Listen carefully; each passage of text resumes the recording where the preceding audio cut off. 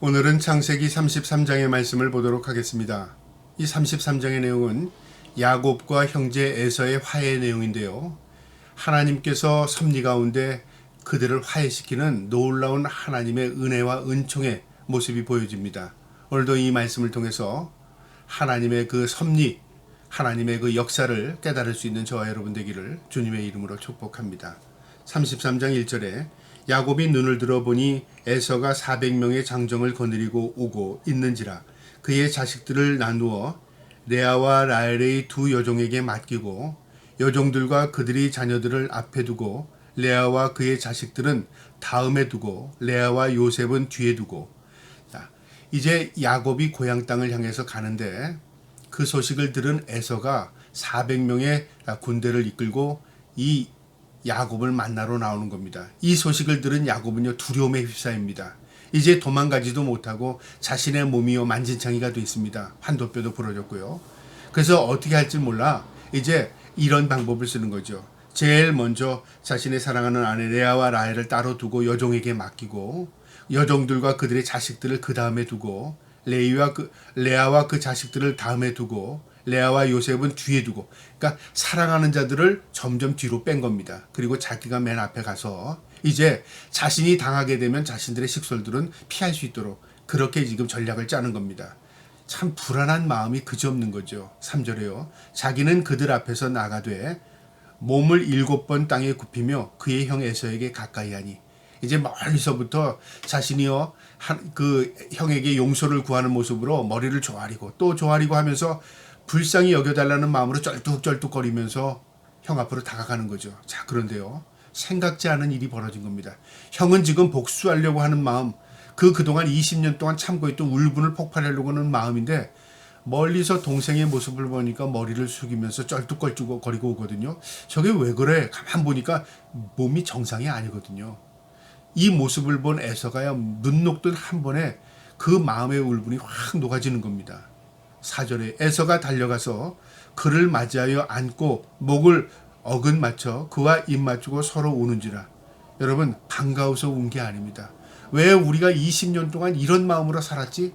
한 번에 자신의 그 복수하고자 하는 그 마음이 한 번에 하나님의 은혜와 하나님의 섭리로 녹아지는 겁니다.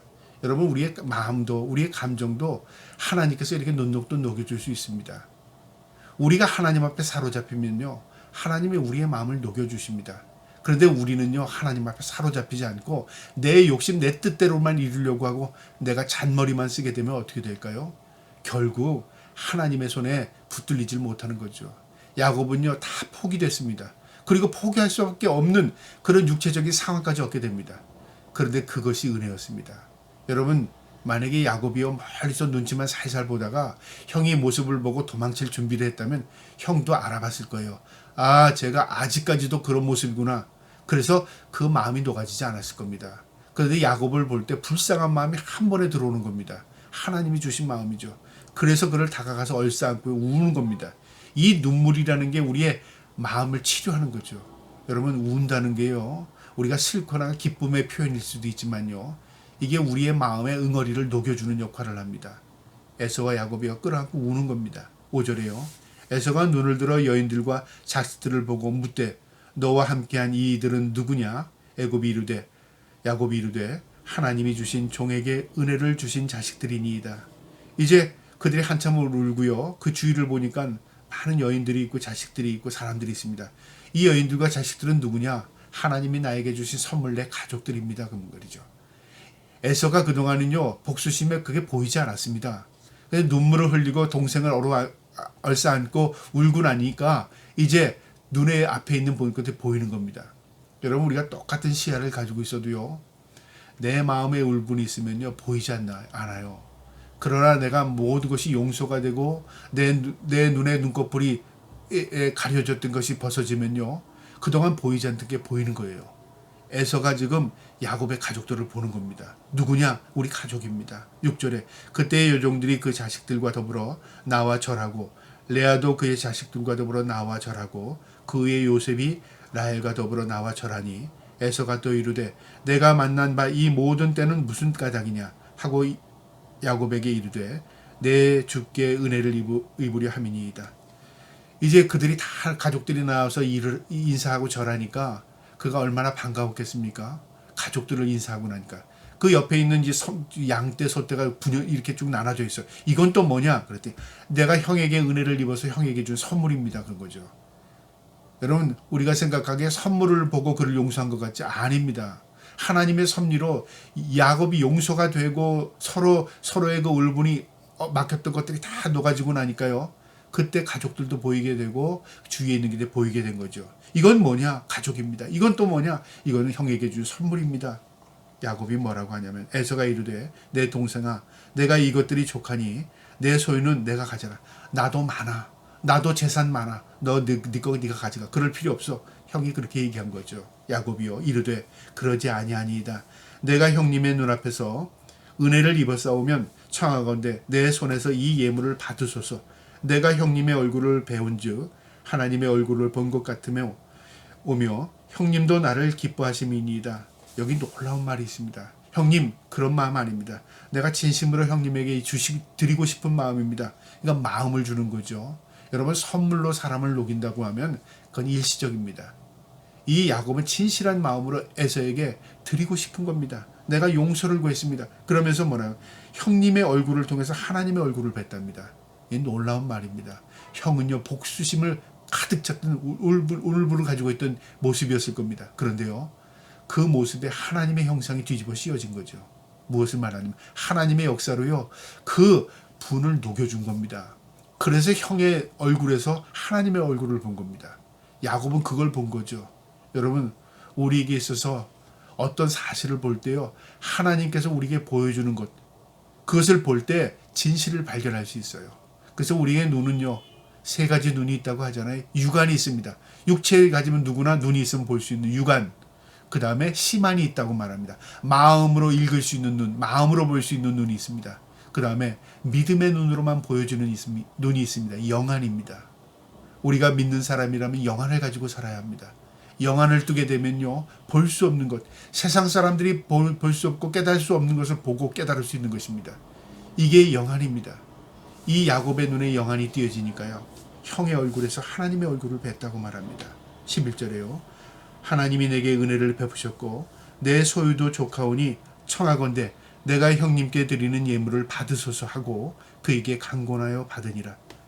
형님 내가 드리고 싶은 마음은 이 물질의 의미가 아니라 내 마음입니다. 받아주세요. 아마 그랬겠죠. 그러니까 이 에서가 어떤 마음입니까? 아, 이 동생의 마음이구나. 그래서 받습니다. 그리고 에서도요. 이제는 적극적으로 동생을 돕고 싶은 겁니다. 12절에요. 에서가 이르되 우리가 떠나자. 내가 너와 동행하리라. 우리 같이 살자 그 말이죠. 우리 같이 서로 도우며 살자. 형의 마음입니다. 하루아침에 한순간에 이 분노, 이 복수심이 뭘로 변합니까? 사랑으로 변했잖아요. 순간입니다. 하나님의 역사가 그렇다고 말이죠. 그러면서 13절에 야곱이 그에게 이르되 내 주도 아시거니와 자식들이 연약하고 내게 있는 양떼와 소떼 새끼를 데리고 있은즉 하루만 지나치게 몰면 모두 떼가 죽으니 우리의 여정길이 힘들었습니다. 이제 아이들이 다 어리고 그때 나이가 한 3살부터 9살 정도의 어린 아이들이었으니까요. 이 아이들도 다 내 자식들도 또 나이가 어리고 모두가 다 지쳤습니다. 좀 쉼이 필요합니다. 그래서 좀 쉬엄쉬엄 가려고 하니 형 먼저 가세요. 가셔서 가 계시면 우리가 정리되는 대로 좀 쉼을 얻고 그리고 형을 만나러 가겠습니다. 그 말이죠. 그러면서 14절에 청하건대 내 주는 종보다 앞서 가소서 나는 앞에 가는 가축과 자식들을 걸음대로 천천히 인도하여 세일로 가서 내 주께 나가리이다. 세일에 계신 형님을 다시 만나러 가겠습니다. 그 말이죠. 에서가 이르되 내가 내 종 몇 사람을 내게 머물게 하리라. 야곱이 이르되 어찌하여 그래 하리이까 나도 내 주께 은혜를 얻게 하소서 하매 에서가 그렇다면 좋다. 내가 내 식솔들을 여기 몇 명을 둘 테니까 그들이 너의 길을 인도할 것이다. 그러니까 이것은요 적극적으로 형 에서가 동생을 돕고 싶은 마음이었고요. 야곱은 그 형의 마음을 읽을 수 있었습니다. 형님 그럴 필요 없습니다. 제가 분명히 천천히 형님을 찾아갈 테니까 형님 걱정 마시고 이 모두를 다 데리고 고향에 세일에 가 계십시오. 그렇게 간청하게 된 겁니다. 16절에요. 이날에 에서는 세일로 돌아갔고 야곱은 숫곳에 이르러 자기를 위하여 집을 짓고 그의 가축을 위하여 우리간을 지었으므로 그 땅의 이름은 숫곳이라 부르더라. 이제 야곱은 그 초의 길에서요, 요단강 근처에 있는 숫곳이라는 이 곳에서 장막을 치고요, 그 다음에 우리를 짓고 그것에 쉼을 얻기 위해서요, 장시간 그 체류하기 위해서 그곳에서 이제 장막을 칩니다. 18절에요. 야곱이 빛단 아람에서부터 평안히 가나안 땅 세겜의 성읍에 이르러 그 성읍 앞에 장막을 치고 이제 숫곳에서 좀 더 이제 서쪽으로 이제 이스라엘 진영으로 들어가서요, 세겜에서 이제 장막을 칩니다. 근데 이 세겜은 이 세겜 사람들의 땅입니다. 그러니까 그것을 돈을 주고 사야 됩니다. 그래야 거기서 거류할 수 있으니까요. 19절에 그가 장막을 친 밭을 세겜의 아버지 하몰의 아들들의 손에서 100그시타에 샀으며 그 땅을 산 겁니다. 그리고 그 땅을 사서 그것에 거류하게 된 거죠. 이게 가나안 정착의 뭐가 되냐면 교두보가 됩니다. 샀다 그 말이죠. 그냥 머무른 게 아니라 자신들이 값을 치르고 그 땅을 산 겁니다. 그래서 이스라엘 민족은요, 그 땅을 조상들로부터 물려받은 땅이라고 생각을 하는 겁니다. 20절에요. 거기에 제단을 쌓고 그 이름을 엘 엘로헤 이스라엘이라 불렀더라. 여기에서 하나님께 예배하는데요, 뭐라고 말하냐면 하나님, 이스라엘의 하나님. 여기서 처음으로 야곱이 자기를 하나님께서 이스라엘이라고 했잖아요. 이스라엘의 하나님. 하나님이 지어주신 이름대로 자신을 이스라엘의 하나님, 나의 하나님, 이스라엘의 하나님입니다. 여기까지 나를 순적하게 인도하신 그 하나님을 나는 인정합니다. 그리고 하나님께 예배했다는 거죠. 여러분, 이게 우리의 고백입니다. 우리가 고백이라는 게 뭘 통해서요? 우리의 삶을 통해서도 고백하지만 입을 통해서도 고백합니다. 나 살아계신 하나님, 나를 인도하신 하나님, 그리고 하나님을 나의 구주, 나의 하나님으로 인정하는 것. 이게 신앙인 고백입니다. 엘 엘로이 이스라엘, 하나님, 이스라엘의 하나님, 지금까지 나를 인도하신 그 하나님께 감사를 드립니다. 예배했던 야곱처럼요, 우리의 인생의 주인 되신 그 하나님을 인정하면서 늘 하나님을 고백하며 살 수 있는 저와 여러분 되기를 주님의 이름으로 축복합니다. 아멘.